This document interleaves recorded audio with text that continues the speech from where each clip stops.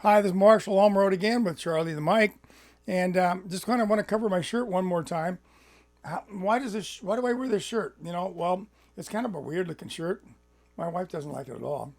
I wear it to church once in a while. Actually know the pastor, and he kind of likes it. He says I can wear it anytime I want to at his church. But I go to other churches, they don't like it too well. But they don't understand why it works so well. This shirt calls all the Mormons. I go through it sorts them out. So I mean, I don't know who's Mormon. They don't have Mormon stamped on their forehead, right? So I don't know what's going on with the Mormons. I don't know what's happening. But if I just walk down Salt Lake City down the street, somebody's going to try and fix me because obviously I'm broke, right? So the people that try to fix me are the hardcore guys. I never have to worry about talking to a wimpy Mormon because they see the shirt and go, oh, and they're out of here. So that's how the shirt works. I know it's kind of dumb. It doesn't look so good, but it works so well. I had no clue how well it would work when I first got it. You probably heard the story earlier if you listened to the earlier tape. So that's the earlier video that we did. So that's kind of a little bit on the shirt. It works really good. Sorry, maybe it offends some people. Really sorry, but it works, and I really like the way it works. So Brigham on the back, Joseph on the front, and so here we go. And I've got some more stories for you. This one here is my first year at Manti. So been going to Utah for, I don't know, 3-4 years. I guess it was 1989. So I've been going since 85. So we get there and I got a place to stay. People would always let me stay somewhere. I'd talk to somebody. We're going to stay in a church. It was a community church. And so me and Randy show up and my daughter and Wendy. So we get there and Wendy and she's putting stuff down in the basement. We're sleeping in the basement on sleeping bags. And so we get there and there's a guy, a little short guy up front, talking on Thursday. And I'm going, Thursday? Who talks on Thursday? It's usually Wednesday. What's going on there? So I'm listening at the door and he's talking about grace. And I'm thinking, man, this is phenomenal. I've never heard this kind of talk on grace. It was Ray Comfort, his first time to Utah. And so I'm thinking, man, this guy's good. So Randy comes up and he goes, hey, let's go. And I go, this guy's good. He goes, okay, well, let's go. He's good. Okay. Yeah, he's good. Hey, listen to him. He goes like this. Okay, he's good. Let's go. I go, God, I want to listen to this guy. He's good. He says, get the tape. So I ordered the cassette tape. So it tells you how long ago that was, 89. So half of it was erased when I got it. But anyway, that's my first meeting of Ray Comfort. And so I learned grace from Ray Comfort. I thought I knew grace until I met Ray. So this is a story of my first year at Manti. So we're going to go to the Days of 47. It's a parade that they have on the 24th of July. And the night of the 23rd, all the kids hit the streets and they camp on the streets and they stay up all night. And they have nothing else to do but to talk to us anti-Mormons. And so we show up, we stay up all night. It's an all-nighter, and you have crowds of anywhere from 6 to 10 to 12 to 15 kids around you as you talk. And I made these spiral photocopies of books, and so I would be able to flip through Bruce L. McConkie and James Talmage and geography and geology and arrows and errors and all kinds of stuff. So I'd probably have 8 or 10 of these things now on different topics. So I could flip through. We're going to do geography here, and you got the arrow going this way, and you got other guys got the arrow going that way. And so, it's like, where is it? Nobody knows. So, and I would do this with BYU professors on geography and stuff. And so having all kinds of fun like that. So we've been doing this for a few years, and this was Randy's first time. So we go around the corner, and this year, the wisdom of City Hall, they decided to make it illegal to stay overnight on the streets. So their parade wasn't very well attended, so they had to change that. But this particular year, we show up, there's nobody there. I'm going, well, I heard about this Manti thing. Let's go down there. YWAM's doing that, and everybody tells me how great it is down there. And, this is the best thing I've ever seen, so let's go down to YWAM. So we went down to Utah, to Manti. And so we show up, and we're in the park, and there's picnic tables and people, Christians there, talking about Jesus. And we have this little one corner, and the Mormons have 3/4 of the park. We have this little one corner thing. And so I'm meeting all the people that witness in Manti, and In the horseshoe pit, there's a cyclone fence around it about 4 feet high. And in the corner is tied up one of these wooden crosses with a wheel on the bottom of it. And so I said, whose cross is that? Oh, it's this guy's over here. I said, oh, is that your cross? Yeah. You taking it down? He goes, down where? Well, down when you go down, you go down to the temple, you can take it down with you, right? And he goes, oh, no, they beat the heck out of you took that down there. And go, well, somebody's taking it down, right? No. He says, this was Arthur Blessed's cross, and he gave it to me when he came through Utah. I'm going, what? Really? Arthur Blessed? Yeah. Well, I'd heard about Arthur Blessed, and I tried to meet him a couple times. He won't even call me on the phone. But anyway, so Arthur, if you're out there listening to this, you might want to call me and say hi, because I tried to get a hold of you when I was in college a long time ago down at Sunset Strip. So anyway, so yeah. So it was Arthur Blessed's cross. I'm going, okay. Nobody's taking it. I said, I'll take it. And they go, no, we're not letting you take it. I said, yeah, you are. You're going to walk away. I'm going to untie it and take it down there. They're going, no way. So yeah.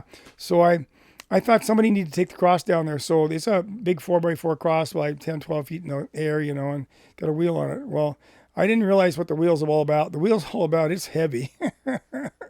And so I put it over my shoulder, and it starts digging into your shoulder. You start walking, and it just keeps doing this thing. And so walk that cross down there, and now you try to stand it up with a wheel on the bottom of it. Hello, that's dumb. And I've got my books, and I'm going to read from my books. I got my stuff, and so I got some Mormons holding some books, and I got another Mormon holding my cross up, and we're witnessing, and there's this guy, I don't know, he's from Tonga. He doesn't speak English very well, and he comes into, and he's talking kind of weird, and I don't know, it sounds almost demonic, but who knows what he's going on for sure. I don't know. And I go, well, what's your question, sir? Because I was doing question and answer with the crowd. I mean, we had a crowd almost all the way across the street. I'm looking at maybe 100 guys, around me and Randy. Randy's about, maybe 10 feet or 5 or 10 feet away from me.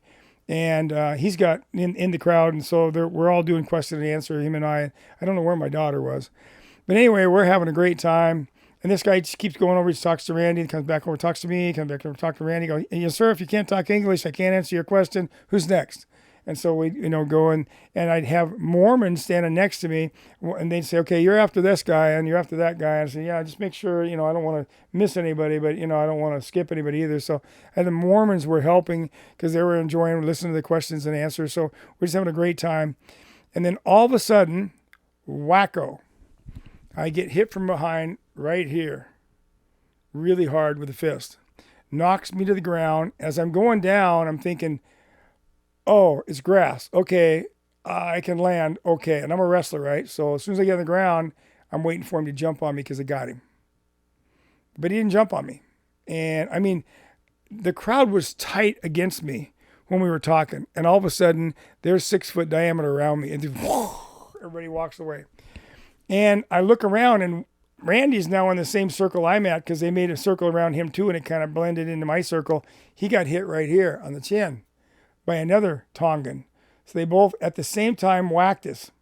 Well, we didn't even see it. Randy didn't see it coming. The guy was from this side and got him from this side. He's got a lump on his jaw. And I'm seeing stars and hearing ringing in my ears, but it didn't knock me out. And it's like, okay, where'd they go? Oh, they took off running. Yeah, chickens. And so they jumped the fence, took off running.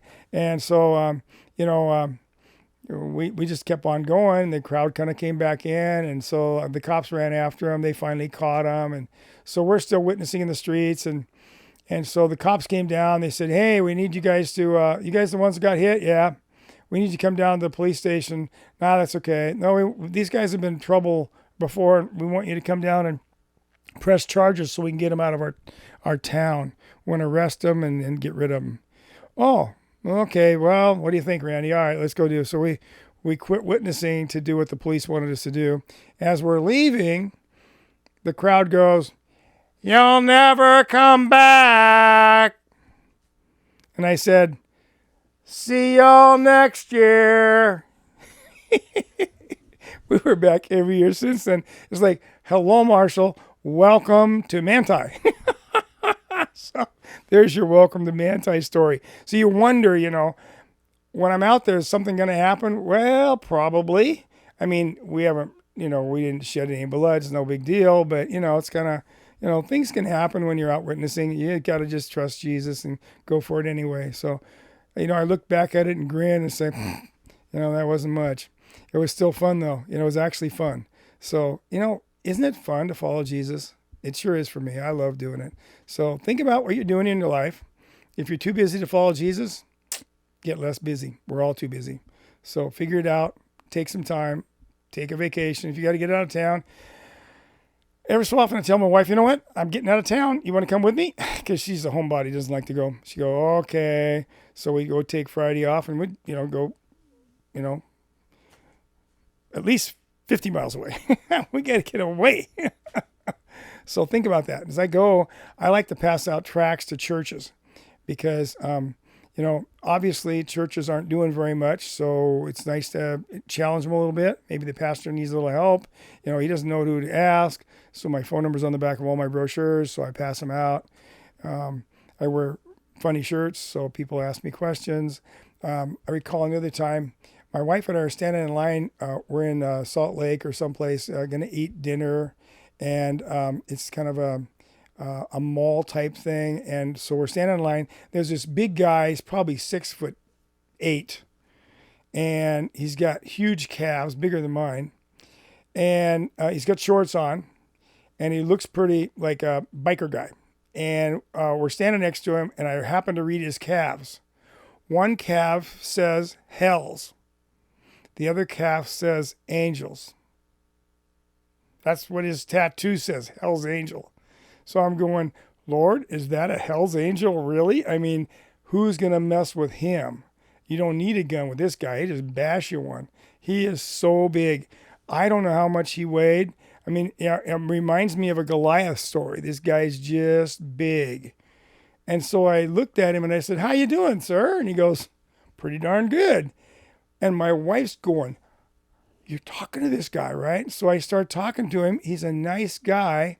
He used to be a Hell's Angel. He's a Christian today. We invited him to sit down and eat lunch with us, and he said yes. And my wife's just freaking out. I was like, you're kidding me. You talked to that guy, and he's a cool guy. I like him a lot. You just don't know. I think a lot of times we don't take the step of faith and say, Lord, this guy looks really bad. I'm going to witness to him anyway, And it was like, he just loved the fact that I was courageous enough to say, hi, how you doing? And what's going on? And we started talking, and it was like, who's that on your shirt? Well, that's Joseph and Brigham. Holy cow, And so it just, one thing led to another. So much fun. The guy was just awesome. So can't remember his name. Just remember he had Hell's Angels on his calves. So somebody with Hell's Angels on his calves, have him call 509-582-5627 because I'd love to get back with him again. He was fun. So you just never know what's going to happen in your life. God blesses you when you don't even expect it.